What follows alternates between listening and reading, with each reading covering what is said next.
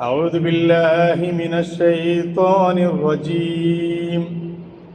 بسم الله الرحمن الرحيم. شهر رمضان الذي أنزل فيه القرآن هدى للناس وبينات من الهدى والفرقان فمن شهد منكم الشهر فليصم ومن كان مريضا أو على سفر فعدة من أيام أخر يريد الله بكم اليسر ولا يريد بكم العسر ولتكملوا العدة ولتكبروا الله على ما هداكم ولعلكم تشكرون. صدق الله مولانا العظيم وصدق وبلغ رسوله النبي الكريم ونحن على ذلك من الشاهدين الشاكرين والحمد لله رب العالمين. സത്യവിശ്വാസികളായ സഹോദരന്മാരെ, സഹോദരിമാരെ, അള്ളാഹുവിൻ്റെ അനുഗ്രഹീതമായ റമദാനിൻ്റെ ദിനരാത്രങ്ങളിലൂടെയാണ് മുസ്ലിം ലോകം കടന്നുപോയിക്കൊണ്ടിരിക്കുന്നത്. അവൻ്റെ അപാരമായ അനുഗ്രഹത്താൽ ഈ റമദാനിലേക്ക് നമുക്ക് ആയുസ്സും ആരോഗ്യവും അള്ളാഹു നീട്ടി നൽകിയിരിക്കുന്നു. അതുകൊണ്ട് തന്നെ റമദാനിനെ ഉപയോഗപ്പെടുത്തുകയും അതിൻ്റെ ദിനരാത്രങ്ങളെ പാഴാക്കി കളയാതിരിക്കുകയും ചെയ്യുന്ന സത്യവിശ്വാസികളിൽ ഉൾപ്പെടണമെന്ന് ആദ്യമേ എന്നോടും പിന്നീട് നിങ്ങളിൽ ഓരോരുത്തരോടും വ്യക്തിപരമായി ഞാൻ വസിയ്യത്ത് ചെയ്യുന്നു. അല്ലാഹു സുബ്ഹാനഹു തആല നമ്മെ അനുഗ്രഹിക്കുമാറാകട്ടെ. പരിശുദ്ധ റമദാൻ അതിൻ്റെ ആദ്യത്തെ 10 ദിവസം കടന്നുപോയിക്കൊണ്ടിരിക്കുകയാണ്. സാധാരണ റമദാന് കഴിഞ്ഞാൽ നമ്മൾ ഒരു പറച്ചിലുണ്ട്, റമദാന് വന്നതും അറിഞ്ഞില്ല പോയതും അറിഞ്ഞില്ല, വളരെ പെട്ടെന്നായിപ്പോയി. ഇത് റമദാൻ കഴിഞ്ഞതിന് ശേഷം നമ്മൾ പരിതപിക്കുന്ന, പരാതി പറയുന്ന വാക്കുകളിലൊന്നാണ്. യഥാർത്ഥത്തിൽ ഒരു സത്യവിശ്വാസിയുടെ ജീവിതം ഇങ്ങനെ ആവാൻ പാടില്ല. റമദാൻ വരുന്നതും അദ്ദേഹം അറിയണം, വേദനയോടെ റമദാൻ തന്നിൽ നിന്ന് അകന്നു പോകുന്നതും ഓരോ സത്യവിശ്വാസിയും അറിയേണ്ടതുണ്ട്. അല്ലാഹു സുബ്ഹാനഹു തആല റമദാനിനെ അറിയുകയും അറിഞ്ഞുകൊണ്ട് യാത്ര അയക്കുകയും ചെയ്യുന്ന അവൻ്റെ അടിയാറുകളെ കൂട്ടത്തിൽ നമ്മെ ഉൾപ്പെടുത്തി അനുഗ്രഹിക്കുമാറാകട്ടെ. യഥാർത്ഥത്തിൽ എന്തുകൊണ്ടാണ് അല്ലാഹു സുബ്ഹാനഹു തആല ഈ പരിശുദ്ധ മാസത്തിൽ നോമ്പ് നിർബന്ധമാക്കപ്പെട്ടത്? റമദാൻ മാസത്തിൽ നോമ്പ് നമ്മൾ കഴിഞ്ഞ ഖുതുബയിൽ പറഞ്ഞു, നമുക്ക് മാത്രമല്ല മുൻകാല സമൂഹങ്ങൾക്കും നോമ്പുണ്ടായിരുന്നു. പക്ഷേ റമദാനിൽ അല്ലാഹു സുബ്ഹാനഹു തആല നമുക്ക് നോമ്പ് നിർബന്ധമാക്കപ്പെട്ടതിൻ്റെ കാരണം എന്താണ്? നോമ്പിനെ കുറിച്ച് പറഞ്ഞ സൂറത്തുൽ ബഖറയിൽ തന്നെ അല്ലാഹു സുബ്ഹാനഹു തആല എന്തിനു വേണ്ടിയാണ് നോമ്പ് നിർബന്ധമാക്കപ്പെട്ടത് റമദാനിൽ എന്ന് വിശദമായി തന്നെ പറയുന്നു. ഞാൻ നേരത്തെ ഓതി വെച്ച ആയത്ത് അതിനെക്കുറിച്ച് പറയുന്നതാണ്. ഷഹ്റു റമദാൻ അല്ലദീ ഉൻസില ഫീഹിൽ ഖുർആൻ, റമദാൻ മാസം അല്ലദീ ഉൻസില ഫീഹിൽ ഖുർആൻ, ആ മാസത്തിലാണ് അള്ളാഹുവിൻ്റെ പരിശുദ്ധമായ ഖുർആൻ അവതരിപ്പിക്കപ്പെട്ടത്. ഹുദൽ ലിന്നാസി വബയ്യിനാത്തിൻ മിനൽ ഹുദാ വൽ ഫുർഖാൻ, ജനങ്ങൾക്കുള്ള സന്മാർഗമായും ആ സന്മാർഗത്തിൻ്റെ വിശദാംശമായും ആ വിശദാംശങ്ങൾ ഉൾക്കൊള്ളുന്ന വേദഗ്രന്ഥമായും മനുഷ്യ സമൂഹത്തിലേക്ക്, ഉമ്മത്തും മുസ്ലിമക്ക് മാത്രമല്ല ലോകത്തുള്ള സകല മനുഷ്യരിലേക്കും പരിശുദ്ധ വേദഗ്രന്ഥം അള്ളാഹുവിൻ്റെ ഈ കലാമ് ഖുർആൻ അവതീർണമായ മാസമാണ് ഷഹ്റു റമദാൻ, റമദാൻ മാസം എന്ന് പരിശുദ്ധ ഖുർആൻ നമ്മളെ പഠിപ്പിക്കുന്നു. എന്നിട്ട് അതിനെ തുടർന്ന് അള്ളാഹു പറയുന്നു, അതുകൊണ്ട് ഫമൻ ഷഹീദ മിൻകും അശ്ശഹ്റ ഫല്യസും, അതുകൊണ്ട് ആരെങ്കിലും ആ മാസത്തിൽ ജീവിച്ചിരിപ്പുണ്ടെങ്കിൽ, നോമ്പെടുക്കാൻ ആവതുള്ള നിർബന്ധമായ ബാധ്യതയുള്ള ആരെങ്കിലും നിങ്ങളുടെ കൂട്ടത്തിലുണ്ടെങ്കിൽ ഫല്യസും, അവർ നോമ്പെടുക്കട്ടെ. അപ്പൊ നോമ്പ് കേവലം ഒരു മാസം തീരുമാനിച്ചതിന്റെ അടിസ്ഥാനത്തിൽ റമദാനിലേക്ക് അല്ലാഹു സുബ്ഹാനഹു തആല നിർബന്ധമാക്കിയതല്ല. ആ വാചകത്തിന്റെ പരിശുദ്ധ ഖുർആനിന്റെ ഘടന തന്നെ പരിശോധിച്ചാൽ നമുക്ക് മനസ്സിലാവും. ഫമൻ ഷഹീദ മിൻകും അശ്ശഹ്റ, ഇങ്ങനെ ഖുർആനിനെ അവതരിപ്പിച്ച മാസമായതുകൊണ്ട് ആരെങ്കിലും ആ മാസത്തിൽ ജീവിച്ചിരിക്കുന്നുണ്ടെങ്കിൽ ഫല്യസും, അവൻ നോമ്പെടുക്കണം. അതിന്റെ അർത്ഥം പരിശുദ്ധ ഖുർആനാണ് അവിടുത്തെ യഥാർത്ഥ പോയിന്റ്. ഈ ഖുർആനിനെ ആചരിക്കുകയും ആഘോഷിക്കുകയും ചെയ്യുന്നതിന്റെ ഭാഗമാണ് നോമ്പ്. ഒരു മാസക്കാലം നീണ്ടു നിൽക്കുന്ന ഖുർആൻ മാസാചരണത്തിന്റെ, ഖുർആനിന്റെ വസന്തകാലത്തെ ആഘോഷിക്കുന്നതിന്റെ ഭാഗമാണ്. ആ മാസത്തിലെ ഖുർആനിനോടുള്ള ഒരു തഅ്ലീമിന്റെ ഭാഗമായി, അതിനോടുള്ള ബഹുമാനത്തിന്റെ ഭാഗമായി സത്യവിശ്വാസികൾക്ക് അല്ലാഹു സുബ്ഹാനഹു വ തആല നോമ്പ് നിർബന്ധമാക്കപ്പെട്ടത്. പരിശുദ്ധമായ മാസത്തിലാണ് അത് അവതരിപ്പിച്ചത് എന്ന് പരിശുദ്ധ ഖുർആൻ നമ്മളെ പഠിപ്പിച്ചു. ഇന്നാ അൻസൽനാഹു ഫീ ലൈലത്തിൻ മുബാറകത്തിൻ ഇന്നാ കുന്നാ മുൻദിരീൻ. നാം പരിശുദ്ധമായ ഒരു രാത്രിയിലാണ് നാം അതിനെ അവതരിപ്പിച്ചത്. അതിമഹത്തരമായ ഒരു രാത്രിയിലാണ്. മറ്റൊരു സ്ഥലത്ത് ഖുർആൻ പറഞ്ഞു സൂറത്തുൽ ഖദറിൽ, ഇന്നാ അൻസൽനാഹു ഫീ ലൈലത്തിൽ ഖദർ. ഖദറിന്റെ രാത്രിയിലാണ് നാം പരിശുദ്ധ വേദഗ്രന്ഥത്തെ നാം അവതരിപ്പിച്ചത്. നമ്മൾ ആലോചിക്കേണ്ടതുണ്ട്, പരിശുദ്ധ ഖുർആൻ അവതരിപ്പിച്ച മാസം, അവതരിപ്പിച്ച ദിവസം, അവതരിപ്പിച്ച മലക്ക്, അത് ആരിലേക്കാണോ അവതരിപ്പിച്ചത് ആ പ്രവാചകൻ, ഈ മുഴുവൻ അവതരിപ്പിച്ച പ്രദേശം, ഇതൊക്കെ അല്ലാഹു സുബ്ഹാനഹു വ തആല പവിത്രമാക്കി ലോകത്ത് സത്യവിശ്വാസികൾക്ക് നൽകിയ മഹത്തായ സംഗതികളാണ്. അതുകൊണ്ട് ആ പരിശുദ്ധ ഖുർആനിനെ അംഗീകരിക്കുകയും അതിനെ ആഘോഷിക്കുകയും അതിനെ നെഞ്ചേറ്റു വാങ്ങാൻ സത്യവിശ്വാസികൾക്ക് നിർബന്ധമാക്കപ്പെട്ട ഒരു മാസം എന്ന നിലക്കാണ് അല്ലാഹു സുബ്ഹാനഹു വ തആല ഈ മാസത്തിൽ നോമ്പിനെ കൂടി നിർബന്ധമാക്കിയത് നമ്മൾ മനസ്സിലാക്കും. അതുകൊണ്ട് പരിശുദ്ധ ഖുർആനാണ് സത്യവിശ്വാസിയുടെ മാനിഫെസ്റ്റോ. അവർ ജീവിതത്തിൽ ഏറ്റുവാങ്ങേണ്ട ഗ്രന്ഥം, അതിനെ അതിന്റെ ഖുദിൽ കിതാബ് ബിഖുവ, അതിന്റെ എല്ലാ ശക്തിയോടും കൂടി അവരുടെ ജീവിതത്തിലേക്ക് ഏറ്റുവാങ്ങാനും നെഞ്ചോടടക്കി പിടിച്ച് സ്വന്തം ജീവിതത്തിൽ പ്രാവർത്തികമാക്കാനും അവർക്ക് ഏറ്റവും കൂടുതൽ സമയവും സൗകര്യവും കിട്ടേണ്ട മാസവും പരിശുദ്ധ റമദാനാണ് എന്ന് നമ്മൾ മനസ്സിലാക്കണം. അല്ലാഹു നസ്സല അഹ്സനൽ ഹദീസി കിതാബൻ മുതശാബിഹൻ മസാനിയ. പടച്ച തമ്പുരാൻ നസ്സല അഹ്സനൽ ഹദീസി, ഏറ്റവും ഉത്കൃഷ്ടമായ വാചകങ്ങളെ അവൻ നിങ്ങളിലേക്ക് അവതരിപ്പിച്ചു തന്നിരിക്കുന്നു. കിതാബൻ മുതശാബിഹൻ, പരസ്പര സാദൃശ്യമുള്ള വേദഗ്രന്ഥമായി. മസാനിയ, ആവർത്തിക്കപ്പെടുന്ന, അരക്കിട്ടുറപ്പിച്ച് പരസ്പര പൂരകങ്ങളായ അർത്ഥങ്ങൾ ആവർത്തിച്ച് വരുന്ന പരിശുദ്ധ വേദഗ്രന്ഥത്തെ അല്ലാഹു നിങ്ങൾക്ക് ഇതാ ഇറക്കി തന്നിരിക്കുന്നു. തഖ്ശഇറു മിൻ ജുലൂദുല്ലദീന യഖ്ശൗന റബ്ബുഹും. അല്ലാഹുവിനെ ഭയപ്പെടുന്ന ആളുകളുടെ അവരുടെ തൊലി, അതിലൂടെ രോമാഞ്ചമണിയുന്ന പരിശുദ്ധ ഖുർആൻ. സുമ്മ തലീനു ജുലൂദുഹും, പിന്നെ അവരുടെ ത്വക്കുകൾ, അവരുടെ തൊലികൾ വിനീതമാകുന്നു.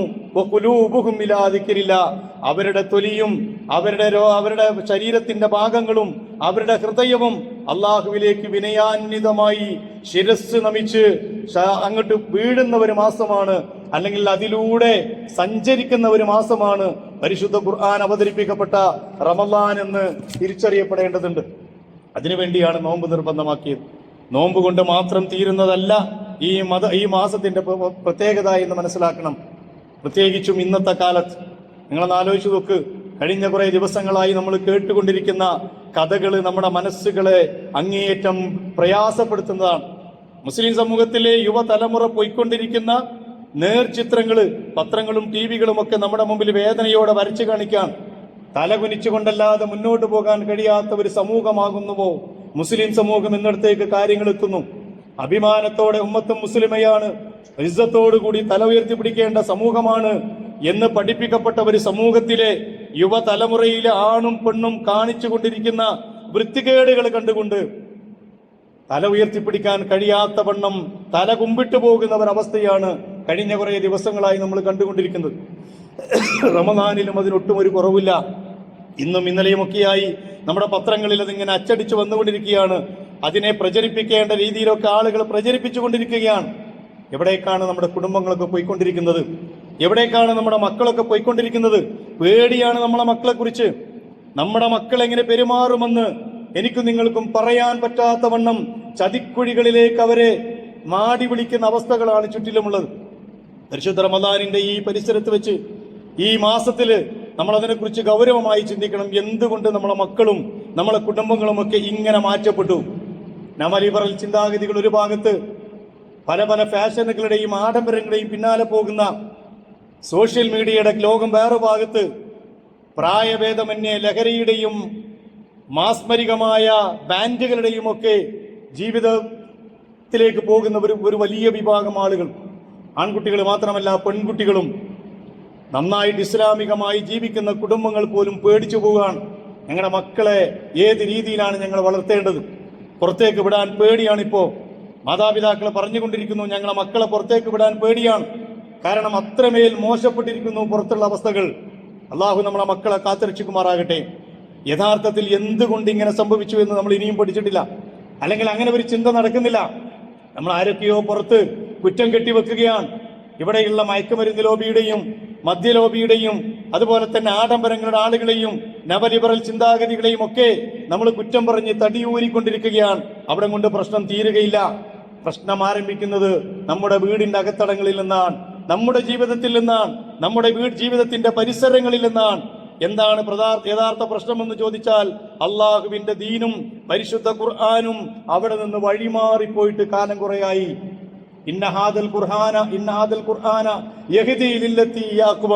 പരിശുദ്ധ ഖുർആൻ ആണയിട്ട് പറഞ്ഞതാണല്ലോ, ഈ പരിശുദ്ധമായ വേദഗ്രന്ഥം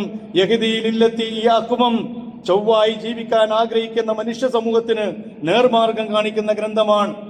മനുഷ്യ സമൂഹത്തിന്റെ മോചന ഗ്രന്ഥമായി നമ്മിലേക്ക് ഏൽപ്പിക്കപ്പെട്ട ഒരു അമൂല്യമായ ഗ്രന്ഥം. സ്വയം വെളിച്ചമാർജിക്കുകയും മറ്റുള്ളവർക്ക് വെളിച്ചം കാണിച്ചു കൊടുക്കാൻ വേണ്ടി കയ്യിലേൽപ്പിക്കപ്പെടുകയും ചെയ്ത ഒരു വേദഗ്രന്ഥം കഴിഞ്ഞ കുറെ നൂറ്റാണ്ടുകളായി നമ്മുടെ കയ്യിലില്ലേ? നമ്മളതിന്റെ വാഹകരാണ്. പരിശുദ്ധ ഖുർആൻ പലപ്പോഴും പറഞ്ഞതുപോലെ ഗ്രന്ഥം ചുമക്കുന്ന കഴുതകളെ പോലെ എന്താണ് തന്റെ കയ്യിലുള്ള ഗ്രന്ഥത്തിന്റെ വിലയും നിലയുമെന്ന് മനസ്സിലാക്കാതെ ഓർമ്മ വെച്ച നാള് മുതൽ നല്ല കവറിട്ട് പൊതിയിട്ട് വീടിന്റെ ഏറ്റവും സുരക്ഷിതമായ സ്ഥാനത്ത് നമ്മൾ അതിനെ സൂക്ഷിച്ചു. അതങ്ങനെ സൂക്ഷിക്കാൻ വേണ്ടി മാത്രമുള്ളത്, അങ്ങനെ സൂക്ഷിക്കാൻ വേണ്ടി മാത്രമുള്ള ഒരു ഗ്രന്ഥമായിരുന്നില്ല. അത് അവിടെ നിന്നെടുത്ത് ഖുദിൽ കിതാബ ബിഖുവ്വ, യഹ്യാ നബി അലൈഹി ഇസ്ലാമിനോട് പറഞ്ഞതുപോലെ പ്രവാചകരെ താങ്കളുടെ വേദഗ്രന്ഥത്തെ ശക്തിയോടെ പിടിക്കുക, ജീവിതത്തിലേക്ക് ശക്തിയോടെ പിടിച്ചു വെക്കുക എന്ന പരിശുദ്ധ ഖുർആനിന്റെ വചനം നമ്മൾ മറന്നുപോയി. നമ്മൾ ഖുർആൻ പഠിക്കുന്നവരോ പഠിപ്പിക്കുന്നവരോ അല്ലാതെ മാറി. ഖദ് ജാഅക്കും മിനല്ലാഹി നൂറും വകിതാബുൻ മുബീൻ. ഒരുപാട് തവണ ഖുർആൻ നമ്മളോടാണല്ലോ പറഞ്ഞത്. ഖദ് ജാഅക്കും മിനല്ലാഹി നൂറുൻ, അല്ലാഹുവിൽ നിന്നുള്ള പ്രകാശമിത നിങ്ങൾക്ക് വന്നെത്തിയിരിക്കുന്നു. വകിതാബുൻ മുബീൻ, വ്യക്തമായ ഗ്രന്ഥവും. യഹ്ദീ ബിഹില്ലാഹു മനിത്തബഅ റിദ്വാനഹു, അല്ലാഹുവിന്റെ പ്രീതി ആഗ്രഹിക്കുന്ന, പടച്ച തമ്പുരാന്റെ സ്വർഗം ആഗ്രഹിക്കുന്ന ആളുകൾ അത് സന്മാർഗത്തിലേക്ക് എത്തിക്കും. ഇത്തബഅ റിദ്വാനഹു, അവന്റെ അള്ളാഹുവിന്റെ തൃപ്തിയെ അനുധാവനം ചെയ്യുന്ന സമൂഹത്തിന് സുബുലസ്സലാം, സുരക്ഷിതമായ വഴി, നേർമാർഗം അത് കാണിച്ചു കൊടുക്കും. വയുഖ്രിജുഹും മിനദ്ദുലുമാത്തി ഇലന്നൂർ, അന്ധകാരത്തിൽ നിന്ന് മനുഷ്യനെ നേർമാർഗത്തിലേക്ക് വെളിച്ചത്തിലേക്ക് നയിക്കും. ബിഇദ്നിഹി, പടച്ച തമ്പുരാൻ അനുവാദത്തോടു കൂടി. വയഹ്ദീഹിം ഇലാ സിറാത്തിൻ മുസ്തഖീം, സിറാത്തിൻ മുസ്തഖീമിലേക്ക്, ചൊവ്വായ മാർഗത്തിലേക്ക് അവരെ വഴി നടത്തുകയും ചെയ്യും. ഈ വേദഗ്രന്ഥം നമ്മുടെ കയ്യിലുണ്ട്. ഈ പരിശുദ്ധ ഖുർആൻ നമ്മളെ കയ്യിലുണ്ട്. നമ്മളത് ഓതുന്നവരാണ്, നമ്മളതിനെ സ്വീകരിക്കാൻ തയ്യാറുള്ളവരാണ്. പിന്നെ എങ്ങനെയാണ് നമ്മുടെ തലമുറ വഴിപിടിച്ചു പോയത്? അതെവിടെയാണ് നമുക്ക് ചുവട് പിടിച്ചത് എന്ന് ഇനിയെങ്കിലും നമ്മൾ മനസ്സിലാക്കുന്നില്ലെങ്കിൽ അടുത്ത തലമുറയെ നമുക്ക് പിടിച്ചാൽ കിട്ടൂല. മുസ്ലിം സമൂഹം ചെയ്ത തെറ്റെന്താണെന്നറിയോ? അവർ പരിശുദ്ധ ഖുർആനിനെ അവർക്ക് അരമാറക്കുള്ളിൽ സൂക്ഷിച്ചു വെക്കാനുള്ള ഒരു വേദഗ്രന്ഥം എന്ന രീതിയിൽ അവരാരൊക്കെയോ പഠിപ്പിച്ചു. അത് ഒതോടുകൂടി തൊടാനും ഒതില്ലാത്തപ്പോ തൊടാതിരിക്കാനും വേണ്ടി മാത്രമുള്ള ഒരു ഗ്രന്ഥമല്ല പരിശുദ്ധ ഖുർആൻ. അത്തരത്തിലുള്ള ആളുകളെ കുറിച്ച് പരലോകത്ത് എങ്ങനെയായിരിക്കും അവർ വരിക എന്ന് റസൂലുള്ളാഹി സ്വല്ലല്ലാഹു അലൈഹി വസല്ലമയും പരിശുദ്ധ ഖുർആനും നമ്മളെ പഠിപ്പിച്ചിട്ടുണ്ട്. വമൻ നഅറള അൻ ദിക്രി ഫഇന്ന ലഹു മഈശത്തൻ ലങ്ക, എന്റെ ഈ ദിക്റിൽ നിന്ന്, എന്റെ പരിശുദ്ധ വേദഗ്രന്ഥത്തിൽ നിന്ന് നിങ്ങൾ ആരെങ്കിലും വഴിമാറി സഞ്ചരിച്ചാൽ ഫഇന്ന ലഹു മഈശത്തൻ ലങ്ക, അങ്ങേയറ്റം കുടുസായ, അങ്ങേയറ്റം പ്രയാസകരമായ ഒരു ജീവിതമായിരിക്കും നിങ്ങൾക്ക് ഉണ്ടാകുക. ആ ജീവിതത്തിലൂടെയാണ് ഉമ്മത്ത് മുസ്ലിമ കടന്നുപോയിക്കൊണ്ടിരിക്കുന്നത്. ഫഇന്നലഹു മഈശത്തൻ ലങ്ക വനഹ്ശുറുഹു യൗമൽ ഖിയാമത്തി അഅമ, അവനെ നാം അന്ത്യദിനത്തിൽ അന്ധനായിട്ട് മഹ്ശറയിൽ അവനെ നാം ഉയർത്തെഴുന്നേൽപ്പിക്കും. അവൻ അള്ളാഹിനോട് ചോദിക്കും, പടച്ചവനെ നീ എന്തിനാണ് എന്നെ അന്ധനായിട്ട് എഴുന്നേൽപ്പിച്ചത്, പുനർജീവിപ്പിച്ചത്? ഞാൻ പരലോകത്ത് ഇഹലോകത്ത് കണ്ണ് കാണുന്നവനായിരുന്നല്ലോ. അള്ളാഹിന്റെ ഒരു മറുപടിയുണ്ട്, എന്റെ ദൃഷ്ടാന്തങ്ങളെയും എന്റെ ആയത്തുകളെയും നീ ആ ദുനിയാവിൽ വെച്ച് നിനക്ക് കണ്ണുണ്ടായിരിക്കെ തന്നെ നീ മറന്നില്ലേ? നീ കണ്ണുണ്ടായിരിക്കെ തന്നെ അത് കാണാതെ പോയല്ലോ. അതുകൊണ്ട് നിന്നെ ഞാൻ ഇവിടെ ഇനി നിനക്ക് ആ കണ്ണിന്റെ ആവശ്യമില്ല എന്നതുകൊണ്ട് അന്ധനായിട്ടാണ് നിന്നെ ഞാൻ ഇവിടെ ഉയർത്തെഴുന്നേൽപ്പിക്കുന്നത് എന്ന് പരിശുദ്ധ ഖുർആൻ നമ്മളെ പഠിപ്പിക്കുകയാണ്. അല്ലാഹു സുബ്ഹാനഹു വ തആല അങ്ങനെ നാളെ ഉമ്മത്ത് മനുഷ്യരോട് പറയുമെന്ന് പറയാണ്. വഖാല റസൂലു ഇന്ന ഖൗമി ഇത്തഖദു ഹാദൽ ഖുർആന മഹ്ജൂറ. സൂറത്തുൽ ഫുർഖാനിൽ അല്ലാഹു പറഞ്ഞു, പ്രവാചകൻ പറയും, ഇന്ന ഖൗമി യാ റബ്ബി, പടച്ച തമ്പുരാനെ എന്റെ റബ്ബേ, ഇന്ന ഖൗമി ഇത്തഖദു ഹാദൽ ഖുർആന മഹ്ജൂറ, എന്റെ ഈ സമുദായമുണ്ടല്ലോ അവർ ഖുർആനിനെ പരിഹാസ്യമായി തട്ടിക്കളഞ്ഞവരാണ്, അവരതിനെ ഗൗരവത്തോടെ കണ്ടില്ല. പരിശുദ്ധ ഖുർആൻ ശക്തിയോടെ കണ്ടില്ല. അവരതിനെ പരിഹാസ്യമാക്കി തള്ളിക്കളഞ്ഞു. കേവലം പാരായണം മാത്രം ചെയ്യുന്നവരായിരുന്നു അവരുടെ ഒരു വിഭാഗം. ബഹുഭൂരിഭാഗം അതുപോലും ചെയ്യാത്തവരായിരുന്നു. ഖുർആൻ അവരുടെ കയ്യിലുണ്ടായിട്ടും സന്മാർഗം കിട്ടാതെ പോയ ഒരു സമൂഹം. നിങ്ങൾ ആലോചിച്ച് നോക്ക്, ബനു ഇസ്രായേൽ സമൂഹത്തെ അല്ലാഹു നശിപ്പിച്ചതിന്റെ ഏറ്റവും പ്രധാനപ്പെട്ട കാരണമായി പറഞ്ഞത് അവരവരുടെ വേദഗ്രന്ഥത്തെ തൗറാത്തിനെയും ഇഞ്ചീലിനെയും പുറങ്കാല കൊണ്ട് തട്ടിത്താഴയിട്ടു എന്നതാണ്. അതിനവർ സ്വീകരിച്ചില്ല, അതിനെ നെഞ്ചോട് ചേർക്കാൻ അവർ തയ്യാറായില്ല, അതിലെ കൽപ്പനകളെ അവർ ശിരസാ വഹിക്കാൻ തയ്യാറായില്ല. അതുകൊണ്ട് അല്ലാഹു സുബ്ഹാനഹു വ തആല അവരെ നശിപ്പിച്ചു. മുഹമ്മദ് നബി സല്ലല്ലാഹു അലൈഹി വസല്ലം ഈ അന്ത്യപ്രവാചകനാക്കി കൊണ്ടുവന്നു. ഖിബലയെ മാറ്റി ബൈത്തുൽ മുഖദ്ദസിൽ നിന്ന് മാറ്റി കഅബാലയത്തിലേക്ക് തിരിച്ചു പിടിപ്പിച്ചു. ഒരു സമൂഹത്തെ തന്നെ അല്ലാഹു അഡ്രസ് ഇല്ലാത്തവരാക്കി മാറ്റി. ഇത് ചരിത്രത്തിൽ കഴിഞ്ഞുപോയ സംഭവം. അതേ അവസ്ഥയിലേക്ക് നിലവിലുള്ള മുസ്ലിം സമൂഹം അഡ്രസ് ഇല്ലാത്തവരായി മാറാതിരിക്കണമെങ്കിൽ, അവരുടെ മക്കള് കുരുത്തം കെട്ട മക്കളായി മാറാതിരിക്കണമെങ്കിൽ അള്ളാഹുവിന്റെ ഈ വേദഗ്രന്ഥത്തെ തങ്ങളുടെ ജീവിതത്തിലേക്ക് അവർ തിരിച്ചു കൊണ്ടുവരണം. അതിനുള്ള മാസമാണ് ഈ റമദാൻ. അതിനെക്കുറിച്ച് ബോധവൽക്കരിക്കാനുള്ള മാസമാണ്. ഞാൻ പറഞ്ഞില്ലേ, പരിശുദ്ധ ഖുർആനിനെ ശക്തിയായി കയ്യിലെടുത്ത് അതിനെ പഠിക്കുകയും പകർത്തുകയും വായിച്ചു വിടുകയല്ല, വായിച്ചെടുക്കേണ്ട ഗ്രന്ഥമാണ് പരിശുദ്ധ ഖുർആൻ. അത് ജീവിതത്തിൽ വായിച്ചെടുക്കണം, ഖുർആനുമായി ജീവിതത്തെ ബന്ധിപ്പിച്ചു നിർത്തണം. അങ്ങനെയായിരുന്നല്ലോ റസൂലുള്ളാഹി സ്വല്ലല്ലാഹു അലൈഹി വസല്ലമയുടെ സമൂഹം.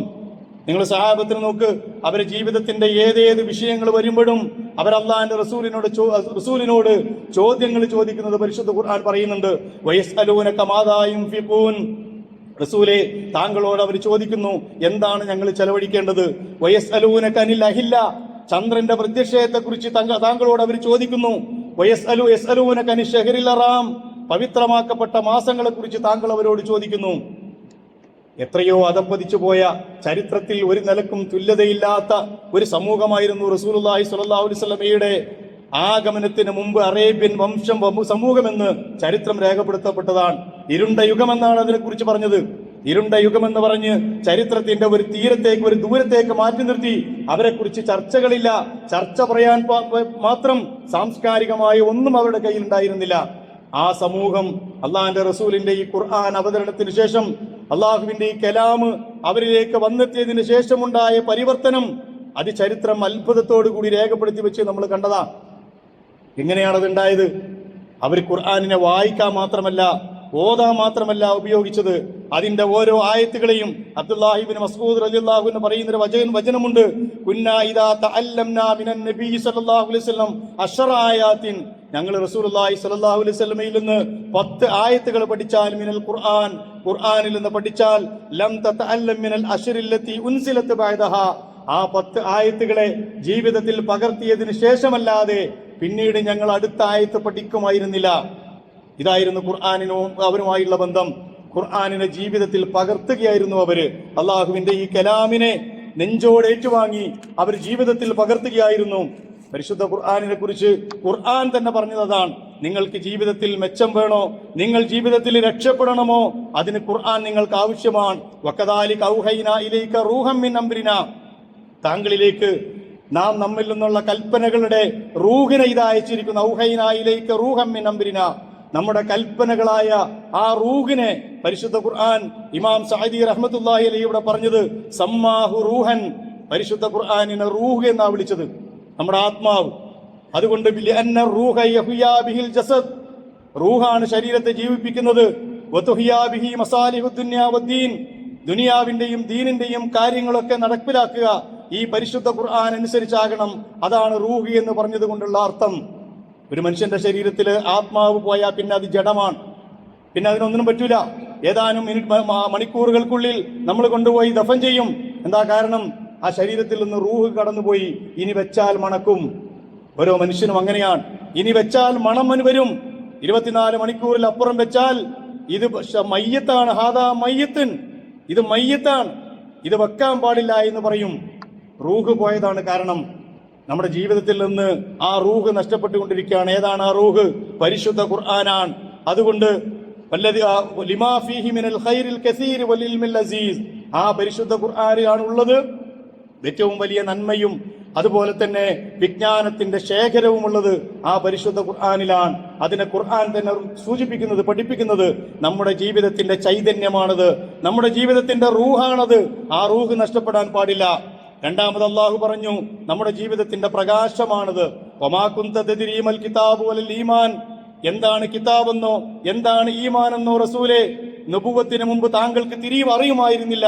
വലാകിൻ ജഅൽനാഹു നൂറൻ നഹ്ദീ ബിഹി മൻ നശാഉ മിൻ ഇബാദിനാ, നമ്മുടെ അടിമകൾക്ക്, ആ അടിമകളിൽ നിന്ന് നാം ഉദ്ദേശിക്കുന്നവർക്ക് സന്മാർഗത്തിന് കാരണമാകുന്ന നൂറാക്കി, പ്രകാശമാക്കി ഈ പരിശുദ്ധ ഖുർആനിനെ നാം താങ്കളിലേക്ക് അവതരിപ്പിച്ചു തന്നിരിക്കുന്നു. അത് മനുഷ്യ സമൂഹത്തിനുള്ള പ്രകാശമാണ്. പ്രകാശം കെട്ടുപോയാൽ പിന്നെ ഇരുട്ടാ. ആ ഇരുട്ടിലൂടെ തപ്പിത്തടയാണ് ഞാനും നിങ്ങളും. ഖുർആനാകുന്ന പ്രകാശത്തെ ഊതിക്കെടുത്തി അതിന് ദൂരത്തേക്ക് മാറ്റിവെച്ച് നമ്മൾ വെളിച്ചം അന്വേഷിക്കുകയാണ്. എവിടെയാണ് സഹോദരന്മാരെ നമുക്ക് വെളിച്ചം കിട്ടുക? എവിടെയാണ് നമ്മുടെ മക്കൾക്ക് വെളിച്ചം കിട്ടുക?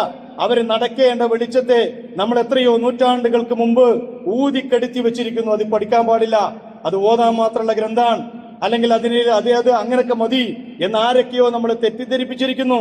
അതിനെ എടുത്തു വെക്കേണ്ടതുണ്ട് ജീവിതത്തിലേക്ക്. കാരണം അത് ജീവിതത്തിന്റെ പ്രകാശമാണ്. മൂന്നാമത്തത് നമ്മുടെ എല്ലാ പ്രശ്നങ്ങൾക്കുള്ള രോഗശമനമാണ് ഖുർആൻ. യാ അയ്യുഹന്നാസ് ഖദ് ജാഅക്കും മൗഇലത്തും മിർ റബ്ബിക്കും വശിഫാഉൻ ലിമാ ഫിസ്സുദൂർ, അല്ലയോ മനുഷ്യരെ, ഖദ് ജാഅക്കും മൗഇലത്തും മിർ റബ്ബിക്കും, നിങ്ങളുടെ റബ്ബിൽ നിന്നുള്ള ഉപദേശം ഇതാ നിങ്ങൾക്ക് വന്നെത്തിയിരിക്കുന്നു.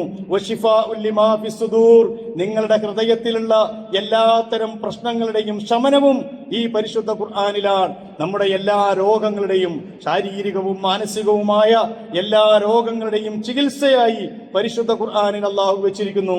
ഹൃദയ രോഗങ്ങൾക്ക് അത് ശമനമാകണം. നമ്മുടെ അശാന്തിയുടെ സമാധാനം, അശാന്തിയിൽ നിന്ന് സമാധാനത്തിലേക്ക് അതിലേക്ക് കടന്നു കയറാൻ കഴിയണം. നമ്മുടെ ജീവിതത്തിന്റെ പ്രയാസങ്ങളിൽ നിന്ന് ഈ പ്രകാശപൂരിതമായ വഴിയിലേക്ക് വരാൻ പരിശുദ്ധ ഖുർആൻ നമുക്ക് കാരണമാകണം. വിശ്വാസികൾക്ക് സന്മാർഗവും കാരുണ്യവുമാണ് പരിശുദ്ധ ഖുർആൻ. വഹുദം വറഹ്മത്തുൽ ലിൽ മുഅ്മിനീൻ, പരിശുദ്ധ ഖുർആൻ സത്യവിശ്വാസികൾക്ക്, അത് അംഗീകരിക്കുന്ന ആളുകൾക്ക് ഹുദം വറഹ്മത്തൻ, സന്മാർഗവും കാരുണ്യവുമാണ് ലിൽ മുഅ്മിനീൻ. അതുകൊണ്ട് പ്രിയപ്പെട്ട സഹോദരന്മാരെ, നമ്മുടെ മുമ്പിൽ കുറുക്ക് വഴികളൊന്നുമില്ല. ഇതല്ലെങ്കിൽ ഇതിനേക്കാളും മോശമാവും നമ്മുടെ മക്കള്. നമ്മുടെ ജീവിത വഴികൾ ഇതിനേക്കാളും ഇരുട്ട് നിറഞ്ഞതാകും. ഇനി നാളെ നമ്മളെപ്പറ്റി പറയുക ലഹരിയുടെ ആളുകൾ എന്നാവും. പടച്ചതമ്പുരാൻ കാത്തുരക്ഷിക്കുമാറാകട്ടെ. അല്ലെങ്കിൽ അത്തരത്തിലുള്ള ആളുകളെ വഴി നമ്മുടെ പുതിയ തലമുറ ആ രീതിയിലൂടെയാണ് ജീവിച്ചുകൊണ്ടിരിക്കുന്നത്. അതുകൊണ്ട് ഖുർആനിനെ ഏറ്റുവാങ്ങണം. ഏതൊക്കെ രീതിയിൽ ഏറ്റുവാങ്ങണം? 3 രീതിയിൽ അത് ഏറ്റുവാങ്ങണം. ഒന്ന്, ഖുർആനിനെ നന്നായിട്ട് പാരായണം ചെയ്യണം. ഏറ്റവും കൂടുതൽ പാരായണം ചെയ്താൽ പ്രതിഫലമുള്ള വേദഗ്രന്ഥമാണ് പരിശുദ്ധ ഖുർആൻ.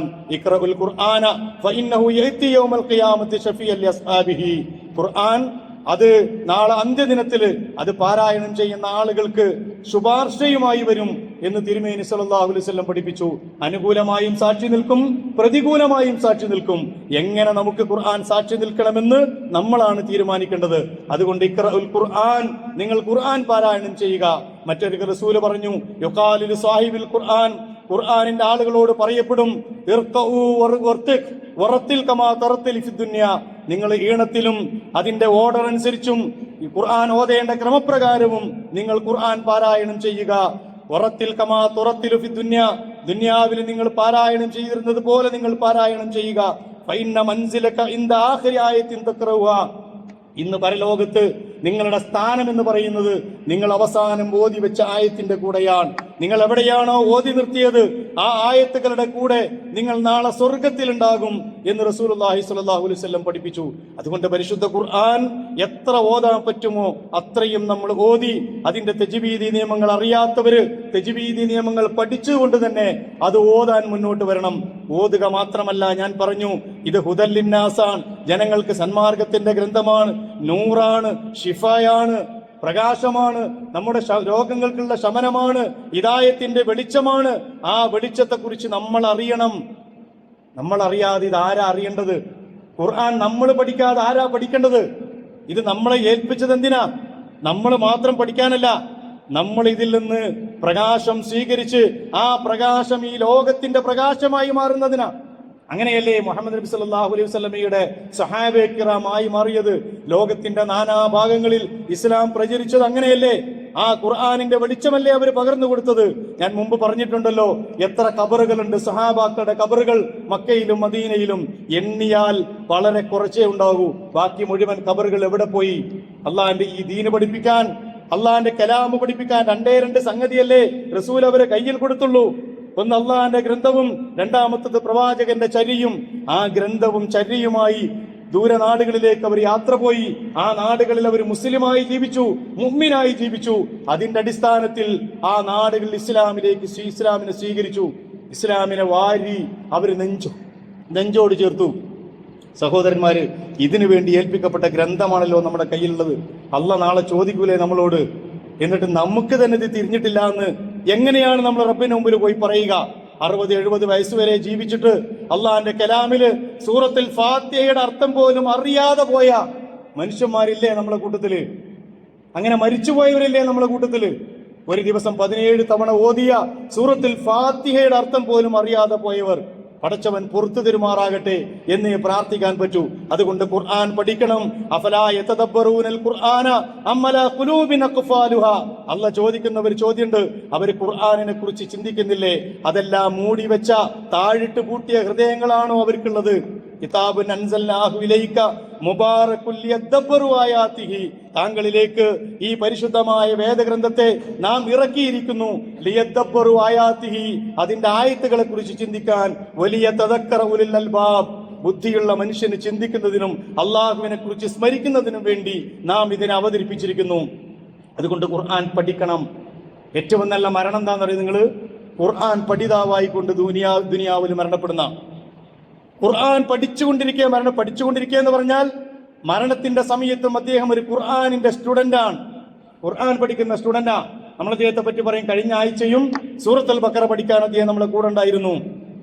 ഏറ്റവും സ്വച്ഛമായ, ഏറ്റവും സുന്ദരമായ മരണം എന്ന് റസൂലുള്ളാഹി സ്വല്ലല്ലാഹു അലൈഹി വസല്ലം പഠിപ്പിച്ചു. അതാണ് പറഞ്ഞത്, നിങ്ങൾ അവസാനം ഓതി വെച്ച ആയത്തിന്റെ കൂടെ നിങ്ങൾ ഉണ്ടാകും. ഖുർആൻ പാരായണം ചെയ്യണം, ഖുർആൻ പഠിക്കണം. മൂന്നാമത്തത്, അതിന്റെ ആയത്തുകൾ ഹിഫ്ളാക്കണം, മനഃപ്പാഠമാക്കണം. നമ്മുടെ നമസ്കാരത്തിൽ ഓതുന്നതിന് നമുക്ക് അത് പ്രയോജനകരമാണ്. ജീവിതത്തിൽ അത് വളരെ പ്രയോജനകരമായ സംഗതിയാണ്. നിങ്ങൾ നോക്ക്, അള്ളാഹിന്റെ കലാമാണ് ലോകത്ത് ഏറ്റവും കൂടുതൽ പഠിക്കാൻ എളുപ്പമുള്ള ഒരു ഗ്രന്ഥം. അതുകൊണ്ടാണല്ലോ കോടാനുകോടി മനുഷ്യര് ഇന്നും അള്ളാഹിന്റെ കലാമ് പഠിച്ച് ജീവിച്ച് സഞ്ചരിക്കുന്ന ഖുർആനുകളായി ലോകത്ത് ജീവിച്ചുകൊണ്ടിരിക്കുന്നത്. വേറെ ഏതെങ്കിലും ഒരു വേദഗ്രന്ഥത്തിന്റെ 10 ആളുകൾ ആ വേദഗ്രന്ഥം പഠിച്ചവരായി നമുക്ക് കാണാൻ കഴിയോ? ഇല്ല എന്നാ ഞാൻ മനസ്സിലാക്കുന്നത്. കഴിയാത്തത് വലിയൊരു വിഷയമായതുകൊണ്ടല്ല. എന്റെ വിഷയം പരിശുദ്ധ ഖുർആൻ ലോകത്ത് ഏറ്റവും കൂടുതൽ ഹിഫ്ളാക്കാൻ, മനഃപ്പാഠമാക്കാൻ പറ്റുന്ന ഒരു വേദഗ്രന്ഥമാണ്. 1-2 ആളുകളല്ല, കോടാനുകോടി മനുഷ്യർ അങ്ങനെയാണ്. അതുകൊണ്ട് സഹോദരന്മാരെ, നമ്മൾ എന്നോ മദ്രസയിൽ പഠിച്ച ആ 4, 3, 7 സൂറകൾക്ക് അപ്പുറത്തേക്ക് അള്ളാഹിന്റെ കലാമ് ഒന്ന് ഹൃദയത്തിൽ ഏറ്റുവാങ്ങാൻ നമ്മൾ തയ്യാറാകണം. 2-3 സൂറകളെങ്കിലും 3-4 സൂറകളെങ്കിലും റമദാൻ അവസാനിക്കുന്നതിന് മുമ്പ് നമ്മൾ മനഃപ്പാടാക്കണം. ഖുർആൻ അതിനെക്കുറിച്ച് പറഞ്ഞാൽ തീരൂല. അള്ളാഹ് എന്നെ പറഞ്ഞതല്ലേ. അള്ളാഹിന്റെ കലാമ് നിങ്ങൾ എഴുതാൻ തുടങ്ങിയാൽ തീരുന്നതല്ല. 7 സമുദ്രങ്ങളിലെ വെള്ളം മുഴുവൻ നിങ്ങൾ മഷിയാക്കിയാലും ലനഫിദൽ ബഹറു ഖബല അൻ തൻഫദ കലിമാതു റബ്ബി, റബ്ബിന്റെ കലിമത്തുകൾ എഴുതി തീരുന്നതിന്റെ മുമ്പ് കടലിലെ വെള്ളം വറ്റിപ്പോകും. അപ്പോഴും റബ്ബിന്റെ കലിമത്ത് തീർന്നിട്ടുണ്ടാവില്ല. ഈ കലിമത്ത് ഓർമ്മ വെച്ച നാൾ മുതൽ കയ്യിലുള്ള സമൂഹം അതിനെ കാൽ കീഴിലിട്ട് അതിനെ അവഗണിച്ച് തള്ളിയത് കൊണ്ടുണ്ടായ ദുരന്തത്തിലൂടെയാണ് നമ്മൾ പോകുന്നത് എന്ന് മനസ്സിലാക്കുക. അതിനെ തിരിച്ചു പിടിക്കാനും കുറുക്കു വഴികളൊന്നുമില്ല. തിരിച്ചു വരിക അള്ളാഹുവിന്റെ ഈ ഖുർആനിലേക്ക്, ഈ വെളിച്ചത്തിലേക്ക്, ഈ ഹിദായത്തിലേക്ക്. അള്ളാഹു സുബ്ഹാനഹു വ തആല ഖുർആൻ കൊണ്ട് പ്രയോജനം കിട്ടുന്ന സത്യവിശ്വാസികളിൽ നമ്മെ ഉൾപ്പെടുത്തി അനുഗ്രഹിക്കുമാറാകട്ടെ. أقول قولي هذا أستغفر الله لي ولكم ولجميع المسلمين والمؤمنين أجمعين يا رب العالمين.